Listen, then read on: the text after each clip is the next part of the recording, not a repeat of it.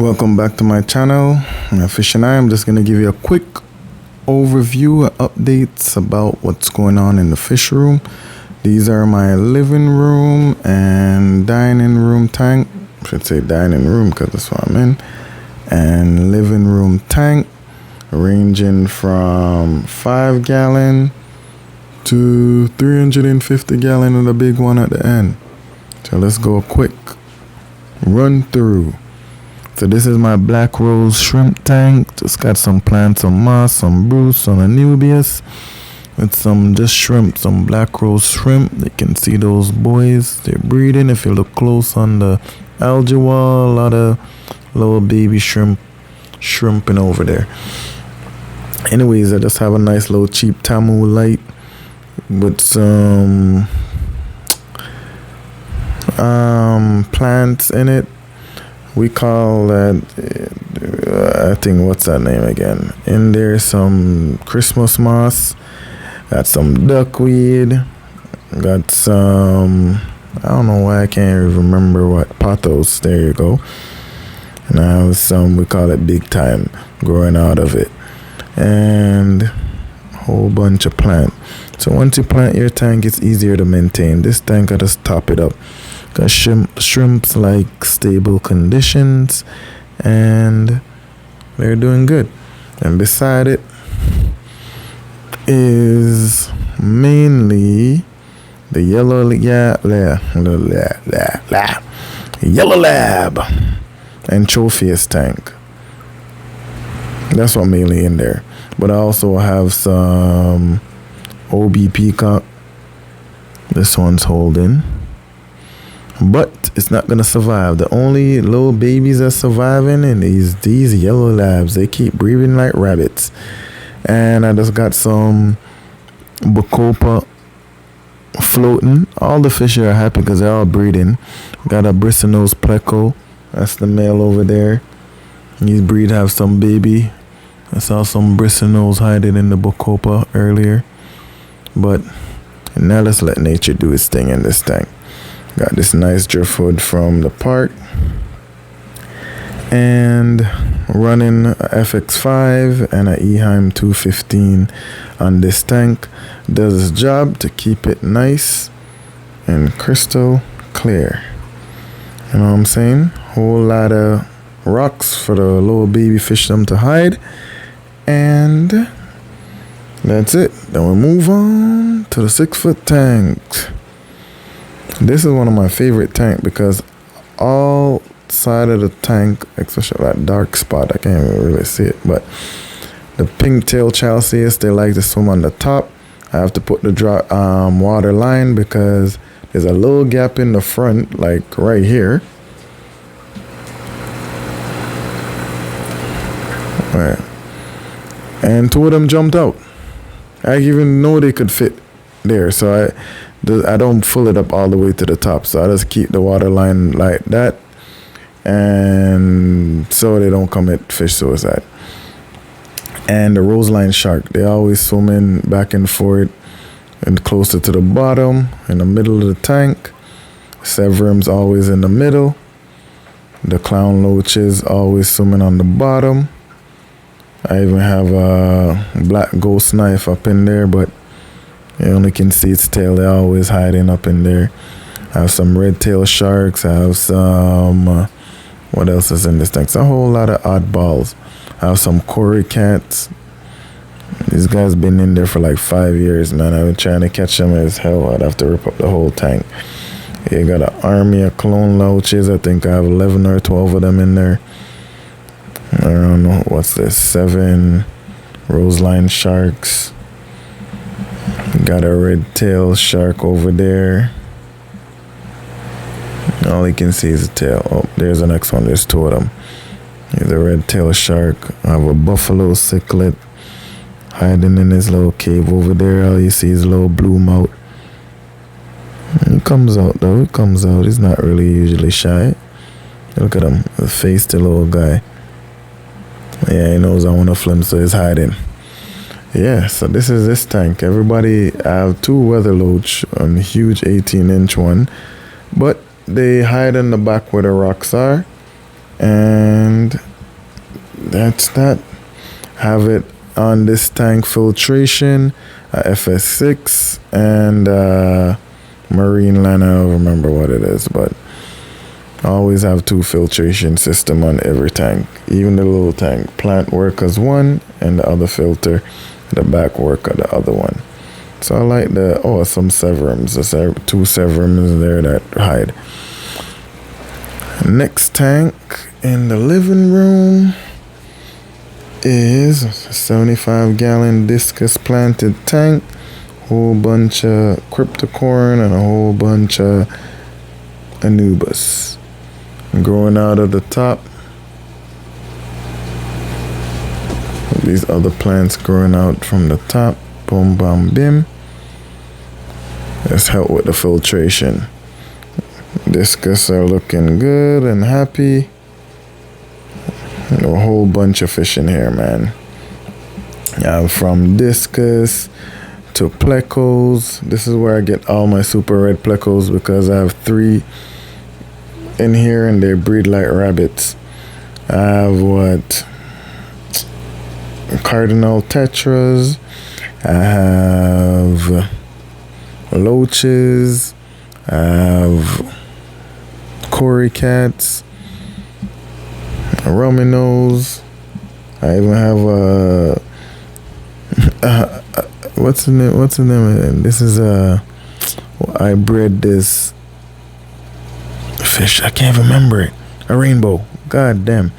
Yeah, I bred this rainbow fish. Yeah, couldn't catch him. Took him out of it. And so yeah, this is it. Oh, even up Pallades in there. He's supposed to be breeding and making food, but he's the only one that survived. Yeah, so this is a 75-gallon. And then when I come out here, this is a 350-gallon. Look on scale how the 75-gallon look at it. Make it some 75-gallon look like a toy. Yeah. So, and this one, you got Big Bad Red over there causing all the problem. Mr. Super Red. This fish is huge. I don't think it does it justice. You know what I'm saying? Hold on, I'm gonna just turn off this light to see if I get rid of those glare.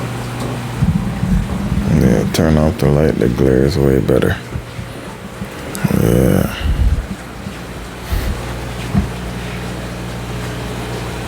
You see the discus stem coming out. This is a high traffic area, so they're used to noise. They're not shy. A lot of people say you can't keep discus because they're gonna dart all over the place. These guys are used to the shenanigans. Fish adapts. They're not as fragile as people make them be. Anyways, back to the 350. So in the 350, have a whole bunch of Viega, some Frontosa, some Silver Dollar. Big Bad Red always causing problems. Got a whole bunch of donated plecos from Brisno Pleco to big ass common pleco that nobody wants. And I house them. But they're useless. All they do eating shit. And a lot of these fish I got, a lot of these, like even this one, this guy's huge. I had to rescue him. He almost died. Somebody tank broke and he was looking worse, and now Adapi is doing good, man. And this guy ate all my clown loaches because he likes to eat them for dinner, and he think it's a expensive snack. All the clown loach did a wonderful job and get rid of all those trumpet snails that was in here. And this mother sucker decided he wants to have them for dinner. Him and his crime partner in crime, this blood pirate. But red, still a problem. Got the 2-star night. peaceful, don't cause nobody. This guy's always trying to push people around. I have this big upside down catfish that's probably 2 feet, but he's always hiding back there. And a 2 feet bushier always sticking his body somewhere out in here. But one thing someone always asked me about, what's this? This is running on a sump. But in my sump, I did my sump a kind of little bit different. In one chamber, I have shrimps. Another chamber, I have snails. In another chamber, I have mussels and clams. In another chamber, plants, scuds, and what else? I have. One day I'll go in this filtration, but I think I can show you quick, like at least the shrimps and the clams. Hold on, get a flashlight. So this is a duckweed compartment with all the scuds and the shrimps. If you look, you can see some of those. If you look, you can see some of the shrimp doing the shrimp stuff. The next section over, where I have the clams and the mussels. Been living here for like 7 years. And just doing these things to build an ecosystem. And I usually just, here is just empty.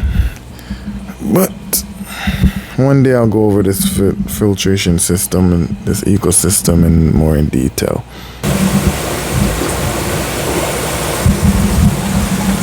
This is one of my shrimp tank. Actually, it's my shrimp, and this is my cherry red shrimp and super red blessed nose pleco grow out tank. So every time I have bristlenose, I have so much of them, I just shove them in a tank. So this was the latest.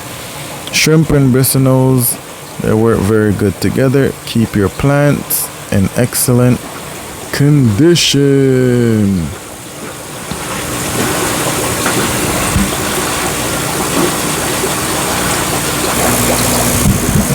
This room is kind of loud because of all the pumps in the basement, and it's mostly sponge filter on these tanks. So this is my blue Moscow guppy tank. I actually breed these. Just raise them up. I also have a lot of shrimp in here too. All my tanks, I just throw excessive shrimps in here. Then on the ground, this is swordtail tank. Whole bunch of swordtail eating some clams. I got one little pleco in there and some Venezuelan Coreos over there. There's tons of babies hiding in there, and they're ready to sleep. This is my original blue Moscow pair. This is the male. They're getting old. Got a beautiful female. Lots of babies, so much fish because of these two. These are my spear guppies, and I have extra male. I just store them over here because sometimes the males can be too rambunctious, so I store them in this tank.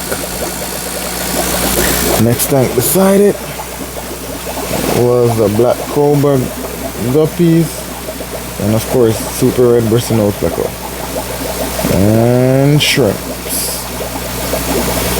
They work well together. Then I have my tub. In this tub, it's black worms. A lot of black worms, one of my live cultures. If you look close, everywhere is full of black worms. Just the light and it's hard. And this is my original breeding group of black cobra guppy. That's the piranha tank with the Oscar on the ground. No lighting on it. It should be going to bed. This is the puffer tank on the ground as well. Bobby. That is Tiger Barbs. No lighting on it. And Bobby in the corner chilling. I also have some yellow labs in here. Hold on. This tank is Bobby's food. All my ram hens are snail tank with, some bristlenose plecos, some super reds, and my 24 gold guppies. Yeah, hoping they start to breed soon.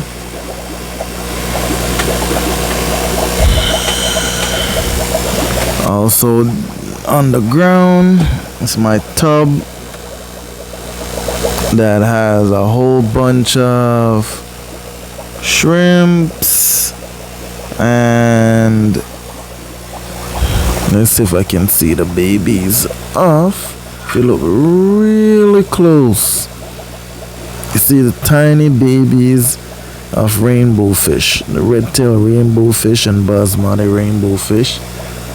And if you look closely, a lot of cory cats babies on the ground too. So I usually just grow my rainbow, the cory, and with some shrimps, a baby till they grow out. I move them into tanks accordingly, and some bristlenose pleco. I got some new 24 gold male, but they look more white, so I'm putting them into quarantine. The quarantine tank right here. Up top here is my breeding colony of fire fish.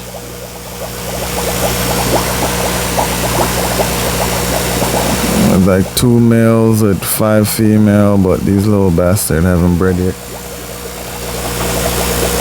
But in time.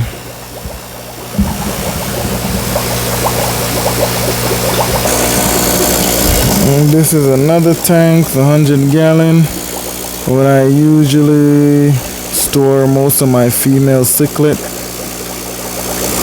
But he has some odd cat in here. He has a Viega that was getting bullied.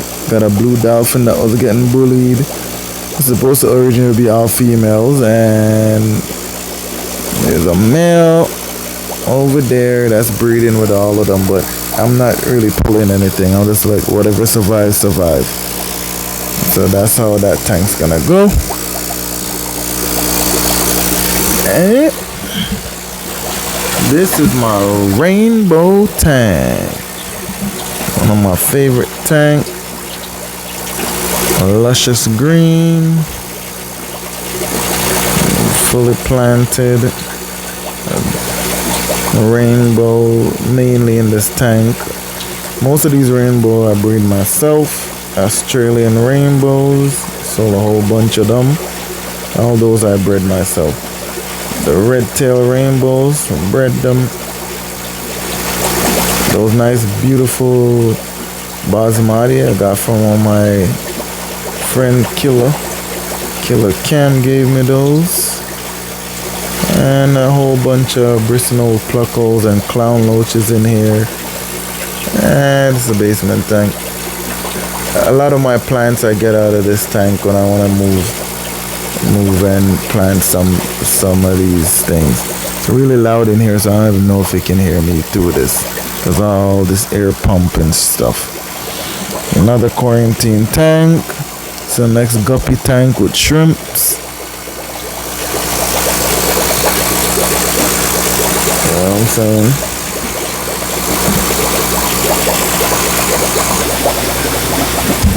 This last crazy tank is my Cory, stir by Cory tank.